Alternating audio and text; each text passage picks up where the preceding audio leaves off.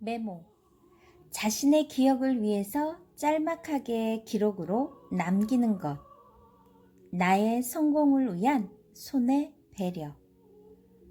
내 두뇌를 아인슈타인의 두뇌로 만들어주는 깜짝 선물.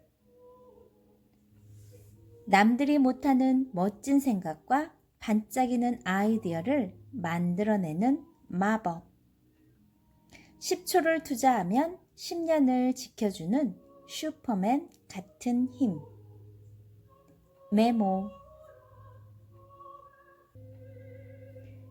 여러분은 메모하면 어떤 생각이 떠오르나요? 여러분이 잊지 않고 싶은 내용, 그리고 무엇인가 갑작스럽게 떠오르는 내용이 있으면 얼른 메모해보는 습관을 가져보세요. 아주 놀라운 일들이 벌어진답니다. 메모를 마음에 담은 사람, 메모의 달인, 과학의 달인이 되다. 누구일까요? 알베르트 아인슈타인이에요. 아인슈타인 닮았나요?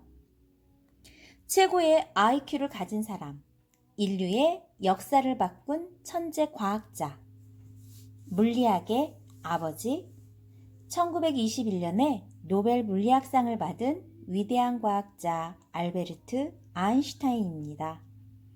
아인슈타인에게는 습관이 하나 있었어요. 언제 어디서나 떠오르는 생각을 메모로 남기는 것이었어요.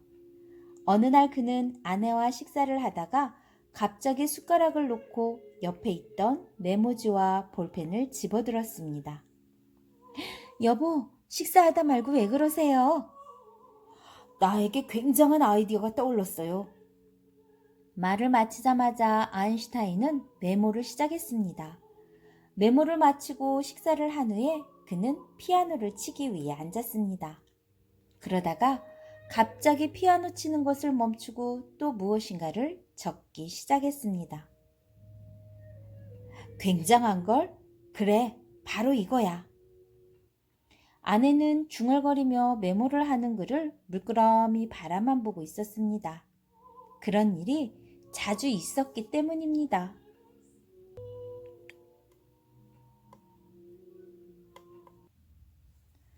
아인슈타인은 흥분한 듯 말했습니다. 여보, 내가 굉장한 것을 발견한 것 같아요. 아인슈타인은 2주 동안에 걸쳐 갑자기 떠오른 아이디어를 메모했습니다. 그 작은 메모지에 적혀 있던 굉장한 것은 훗날 과학사에서 가장 위대한 발견이라고 하는 상대성 이론이었습니다. 한 번은 기자가 찾아와 그를 인터뷰하면서 집번호를 물어보았습니다. 아인슈타인은 기자의 질문에 주머니를 뒤적이더니 작은 수첩을 꺼냈습니다. 설마 집 전화번호를 모르시는 건 아니죠? 아인슈타인은 태연하게 대답했습니다. 기자 양반, 적어두면 이렇게 쉽게 찾을 수 있고 편한 것을 뭐하러 애써 기억합니까? 남 머리에는 더 중요한 것을 입력시켜 놓고 금방 찾을 수 있는 것은 이렇게 적어둔다오. 아인슈타인은 메모를 하면 언제든지 필요할 때 사용할 수 있다는 것을 한 메모의 달인이었습니다.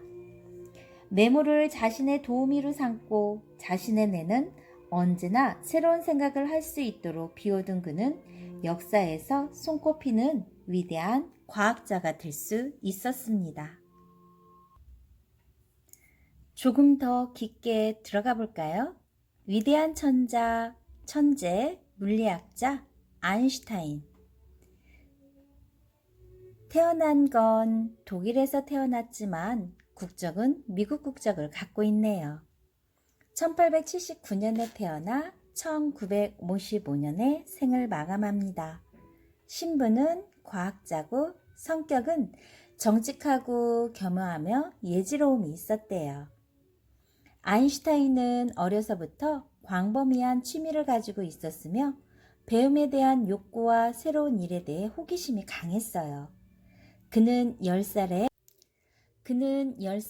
뮌헨의 루이 트포르트 김나지움에 들어갔고 12살에 스스로 유클리드의 기하학을 공부했어요. 13살에는 독일 철학자 칸트의 책을 읽었죠.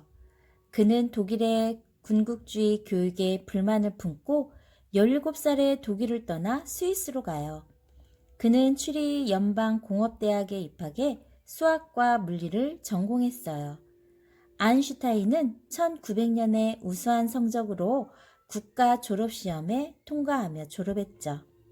1903년 아인슈타인은 밀레바 마라치와 결혼을 해요.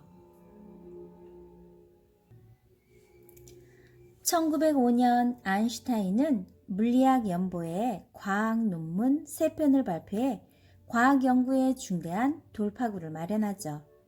한 편은 브라운 운동에 관한 것으로 분자의 존재를 증명한 논문이고, 다른 한편은 플랑크의 양자론을 발전시킨 것으로 광양자 가설을 내세우고 있어요. 그는 이것으로 1921년 노벨 물리학상을 수상했죠. 마지막 한 편은 운동하는 물체의 전기 역학에 관하여 라는 것으로 아인슈타인의 상대성 이론의 첫 편이에요. 아인슈타인이 1921년에 받은 노벨상 증서입니다. 상대성 이론의 첫 편, 선생님이 들려드렸죠? 그러나 그 당시에 그의 상대성 이론을 이해할 수 있는 사람은 몇 명 되지 않았어요. 아인슈타인은 1년도 안 되어 물리학의 3가지 다른 영역에서 중대한 돌파구를 마련한 것이었죠. 과학사상 유례없는 일로 당시 그의 나이는 겨우 26살이었어요. 그 아인슈타인은 추리 공업대학의 부교수, 프라하 대학과 스위스 연방공업대학의 교수로 초빙이 되어 1911년 그는 브뤼셀에서 열린 제1차 과학대회에서 퀴리 부인과 알게 되었고, 퀴리 부인은 그를 높이 평가했어요. 1913년 아인슈타인은 독일로 돌아와 프로이센 아카데미 원장과 베를린 대학 교수로 임명받았고, 카이저 비렐름 물리연구소 소장도 지냈죠. 1915년 아인슈타인은 협의의 상대성 이론을 발표한 지 10년 후에 특수 상대성 이론을 발표해요. 1916년 그는 종합적 논조인 일반 상대성 이론을 완성했어요. 이 논조는 철학적인 심오함과 물리학적 직관, 수학적 기법으로 사람들을 놀라게 했죠. 아울러 20세기 최고의 물리학 저서로 불리고 있어요. 1916년 아인슈타인은 당시 양자론의 발전을 총결산해서 현대 레이저 기술의 이론적 기초를 다져놓았죠. 오늘날 상대성 이론과 양자론은 현대 물리학의 가장 중요한 이론적 기초가 되어 또한 우주항해와 천문학의 주요한 이론적 근거가 되고 있죠. 1920년대 이후 아인슈타인은 통일장 이론을 집중적으로 연구하고 1929년 통일장 이론을 발표해요. 히틀러가 정권을 잡고 나치 정권이 유대인들을 박해하기 시작하자 아인슈타인은 독일 국적을 포기해요. 그리고 1933년 11월에 미국 뉴저지의 프린스톤으로 이주해 그곳에서 과학 연구를 계속하다가 1940년 미국 국적을 취득하죠. 아인슈타인이 협의 상대성 이론을 발표할 때 제기한 에너지 변환 법칙은 1939년에 이르자 순수 이론의 문제가 아니었어요. 과학자들은 이미 원자 핵분열에서 거대한 에너지를 얻는 실험을 하고 있었죠. 또한 독일은 당시 원자 에너지 실험에서 선두주자였고요. 아인슈타인은 이에 매우 불안했어요.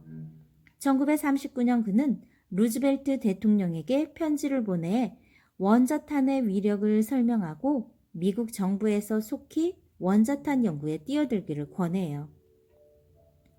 아인슈타인은 본래 원자탄을 만들어 위험용으로 쓸 생각이었지만 1945년 8월 6일 첫 번째 원자탄이 일본 히로시마 폭격에 쓰여요. 아인슈타인은 애통해하며 원자탄이 전쟁 무기로 쓰일 경우 인류의 멸망을 초래할 수 있다고 경고하죠. 1955년 4월 18일 새벽 아인슈타인은 향년 76세의 나이로 세상을 떠나요. 상대성 이론에 대한 일화 들려드릴게요. 한 번은 어떤 젊은이가 아인슈타인에게 상대성 이론이 무엇인지 물었어요. 아인슈타인은 자네가 예쁜 아가씨랑 2시간을 있었다고 해보세. 자네는 이 2시간이 아마도 1분처럼 느껴졌을 거네. 그러나 자네가 불타는 난로위에 1분을 올라가 있었다면 아마 그 1분은 2시간처럼 느껴졌을 거야. 이게 바로 상대성 이론이라는 걸세. 라고 대답해 줬대요. 자, 그러면 상대성 이론은 무엇일까요? 아인슈타인의 상대성 이론은 뉴턴의 만류 인력에 관해 관념에 이의를 제기한 것이 일반 상대성 이론이며, 반면에 특수 상대성 이론, 에너지는 질량, 빛의 속도와 시간에 관한 개념을 설명한 것이라고 보면 돼요. 자, 아인슈타인이 한 말 중에 한 사람의 가치는 그의 성공이 아니라 업적에 달려 있다라고 했네요. 아인슈타인의 명인 한마디였습니다. 메모가 필요한 여러분에게, 메모는 세상의 위인들이 자주 사용하는 성공의 열쇠예요. 링컨은 자신의 호주머니에 항상 메모지를 넣고 다녔고, 호주머니가 없는 옷일 경우에는 모자와 종이와 펜을 넣고 다닐 정도로 메모광이었어요. 레오나르도 다빈치는 허리띠에 항상 메모지를 끼우고 다녔죠. 에디슨은 평생 동안 무려 3,400권이나 되는 메모장을 사용했고, 세계적인 경영자 잭 웰치는 사업 아이디어의 대부분을 메모지에 적어두었던 것으로 통해 얻었어요. 기억력도 좋고 머리도 좋은 그들이 왜 메모를 이용했을까요? 그것은 아무리 좋은 기억력일지라도 메모의 용량을 절대로 따라갈 수 없기 때문이죠. 메모? 에이, 그까짓 거 별거 아니야 하고 쉽게 생각할지 모르지만 메모도 재산이랍니다. 인간의 기억력에는 한계가 있거든요. 아무리 머리가 좋고 기억력이 좋은 사람이라도 듣거나 본 것의 5% 이상을 기억하기는 매우 어렵다고 해요. 그럴 때 메모로 간단하게 기록해두면 언제든지 필요할 때 다시 펼쳐볼 수 있죠. 그럼 메모하는 습관을 들이는 방법을 한번 알아볼까요? 첫째, 곁에 늘 메모지와 필기구를 준비해두는 거예요. 좋은 아이디어는 언제나 갑작스럽게 왔다가 30초 안에 사라져 버린다고 해요. 그 순간에 빨리 메모지를 꺼내 적는 것이 중요하죠. 둘째, 자유롭게 메모하도록 해요. 메모는 형식도 필요 없고 아주 특별한 내용을 적을 필요도 없어요. 생각나는 대로 적고 자주 이용해서 습관을 들이는 것이 중요하죠. 셋째, 간단하게 기록해요. 메모는 꼭 문장으로 길게 기록할 필요가 없어요.